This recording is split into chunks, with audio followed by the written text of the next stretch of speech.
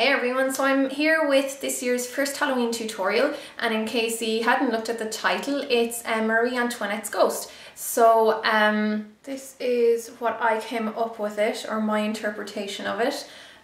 So we have the severed neck, I just popped the head back on, and then of course I just have a wig from the joke shop here in Galway and threw on some pearls as well. So I hope you like this, watch on to see the tutorial, and then just go to my blog, which is LetzMakeup.com, and you can see all the I was going to say ingredients list. You can see the product list there, as well as any other pictures that I take afterwards. Thanks a million, guys.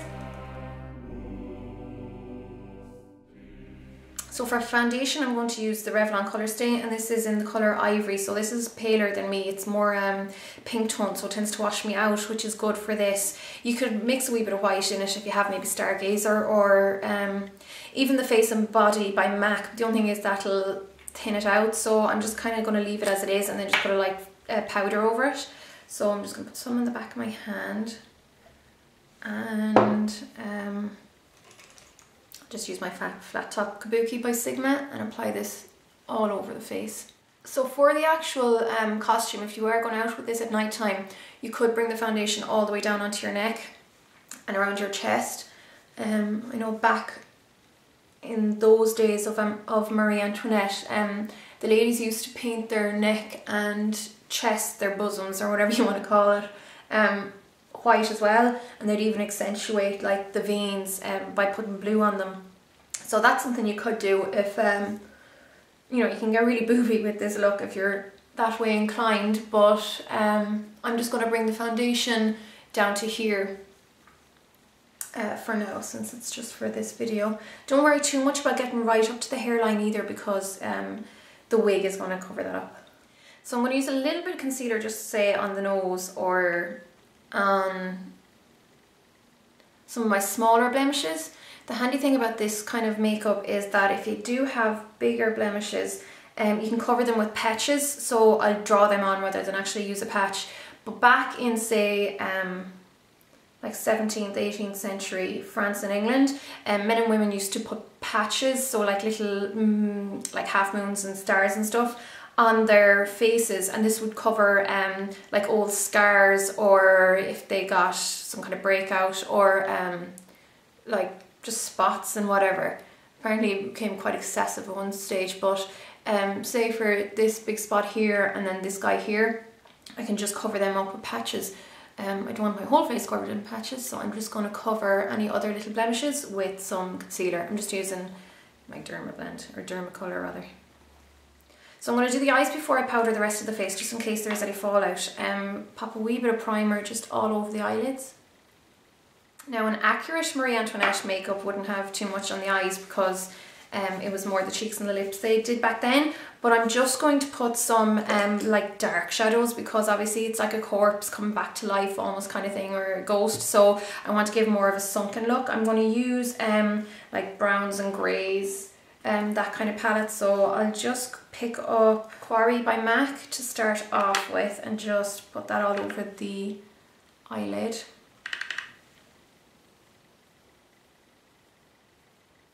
You don't have to be neat, because this isn't like normal eyeshadow. You're literally just sinking the eyes in, and then pop it underneath the bottom lid as well. There's no need to apply any under eye concealer to this look as well, because there's going to be shadow covering that up, and you actually want to enhance any dark circles around the eyes. It usually helps with the whole dead thing. Okay, so that's the first eyeshadow. Now I'm going to go in with some Copper Plate, which is a slightly darker grey, so it doesn't matter, it doesn't have to be MAC, just use darker colours. I'm just going to use that to almost contour the crease, and then you can run that underneath the eye as well. So I brought the Quarry down quite far. I'm going to leave the Copper Plate a little bit closer to the eye. I'm going with a darker colour now. This is a Typographic by MAC. Again, it doesn't matter, just a really dark grey or almost black. Tip off a little bit of the colour and use that again just to deepen that a wee bit more. Just any wee little brush. This is a NYX smudge brush, and I'm going to pop that underneath the lower lashes. You can kind of use the other brush then to blend it as well, so it's not too stark looking. So that's pretty much enough for the eyeshadow, because it's not really eyeshadow, it's just more to make your eyes look sunken. And then to set your base, you could use a talcum powder if you want. Just talc if you don't have a foundation pale enough and you want to pale it down even more. But I'm just going to use one of these white translucent powders and apply it quite heavily because my base is quite pale. I'm just going to use a brush and liberally apply that all over the base. The white lead makeup that they used to wear back then, which was deadly in itself, was really dry and cracked looking because it was a paint. So for authenticity, you can go as thick and heavy as you want with this. So again, if you were doing your neck and chest, powder all down there as well, just to keep everything in place.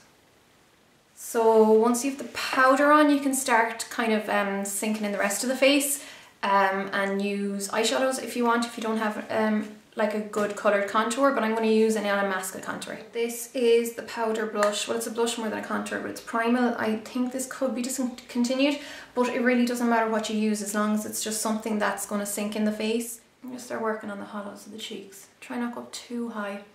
So I want to put on a wee bit of blusher in a while as well, because they used to put loads of blusher on their cheeks back then. It's a good idea to try and make yourself as skinny looking as possible with this, just because Antoinette, she wasn't eating before she was killed.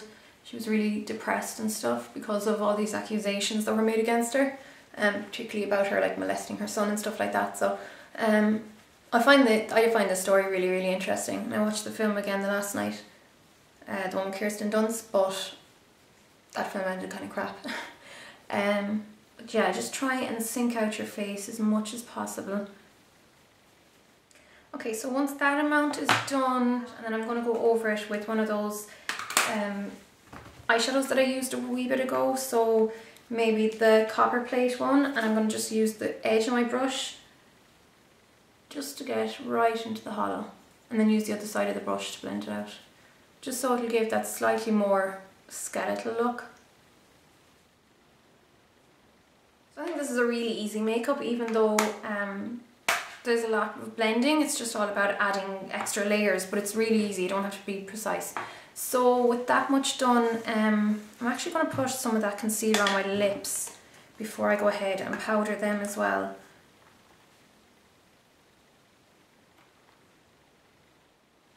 A good thick concealer will help here.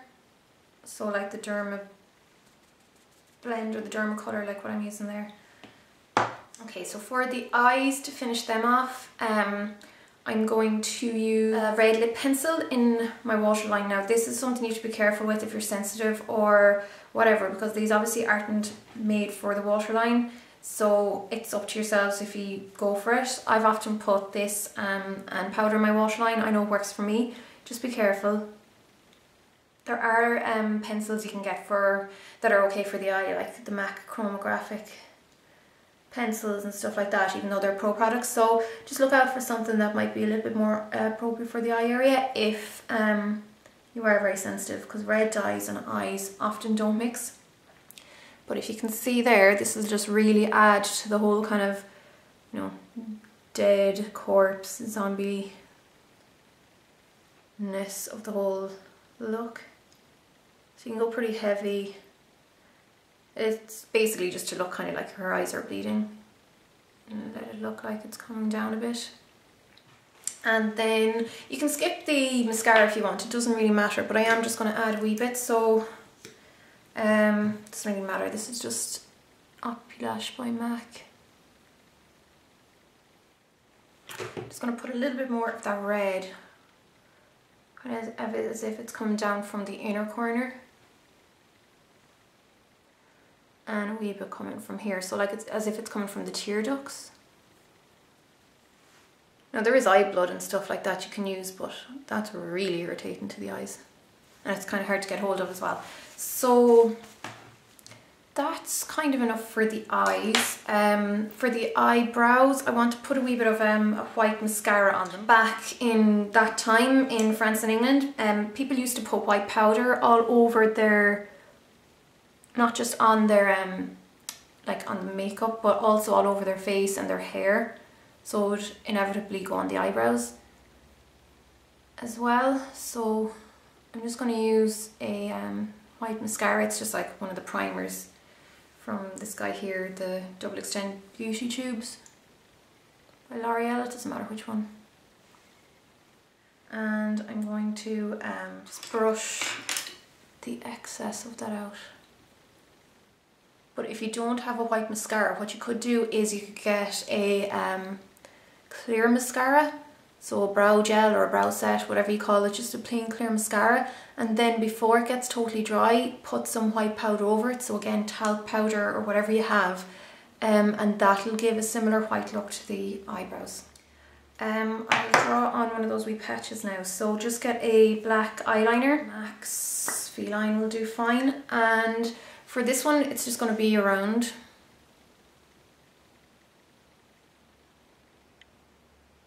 You don't have to do the patches if you want, but they're just really handy if you do have any blemishes or spots. They'll fit really well in with the makeup. So like that, and then I'll actually do my blusher before I do the one on my cheek. So I'm going to use a kind of like a light pinky blush. This is just a MAC one called Giggly. And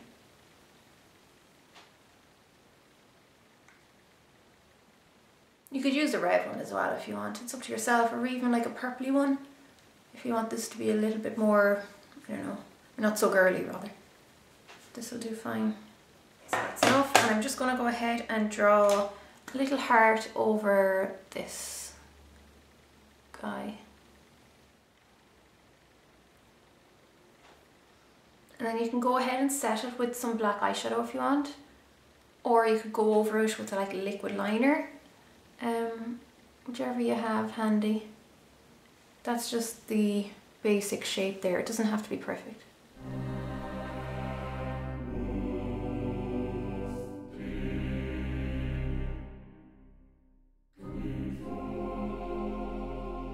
So for the chopped neck, what I'm going to do is get a piece of string or thread, and I'm just going to run it along some black kohl pencil, just like so. Just clean off your finger if you need to, and then just pull it against your neck.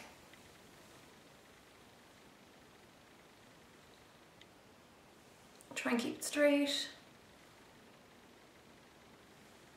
and you'll be left with a relatively straight. You can just do it again. If you think it's not perfect, just wipe it off because it's just a bit of kohl, and go back and try it again, but it doesn't really matter if it's not perfect.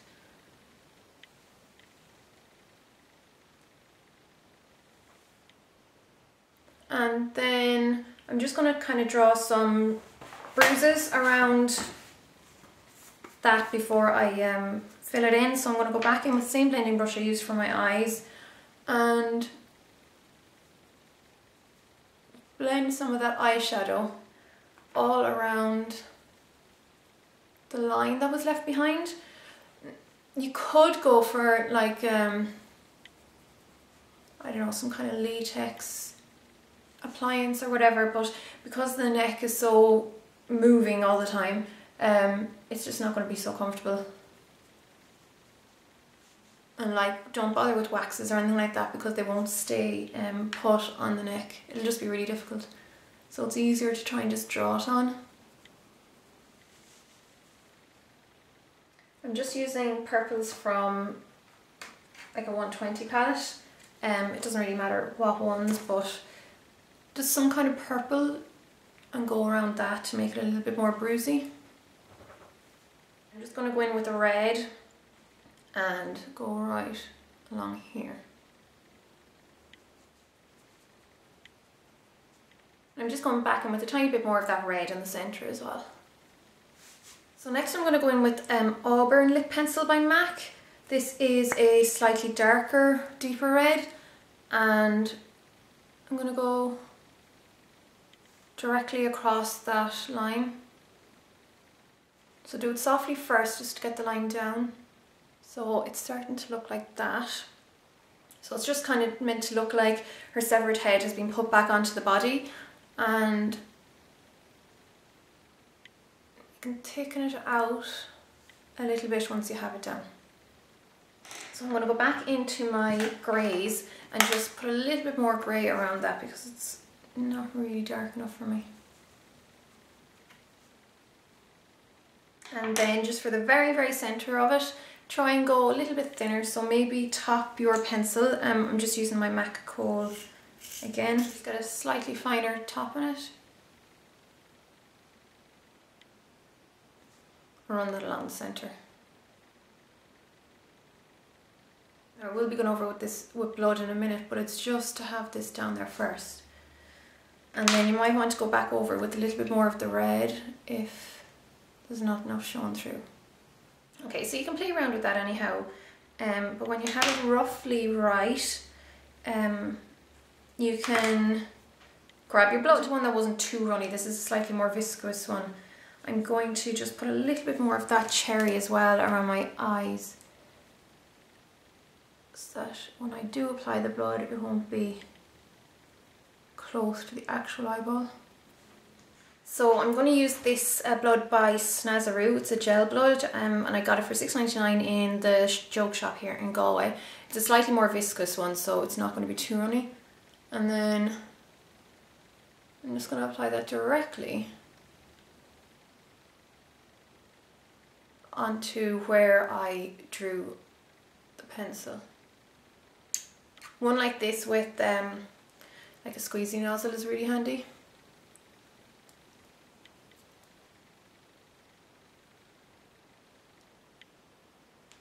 And you can go a little bit thicker in spots if you want. You don't really mind if it comes down a bit.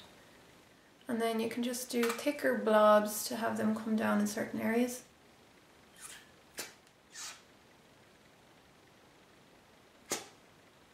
And then I'm also going to have some coming down from my eyes. So I'm going to have a little bit coming from the inside. That's why I didn't want the red to go right up. I don't want the blood to go right up to my eyes, so that's why I had the eye pencil there first. You can just pull some down. So again, just be careful not to get this into your eye because that's not what it's for. And then have a little bit coming from the outside of the eye as well.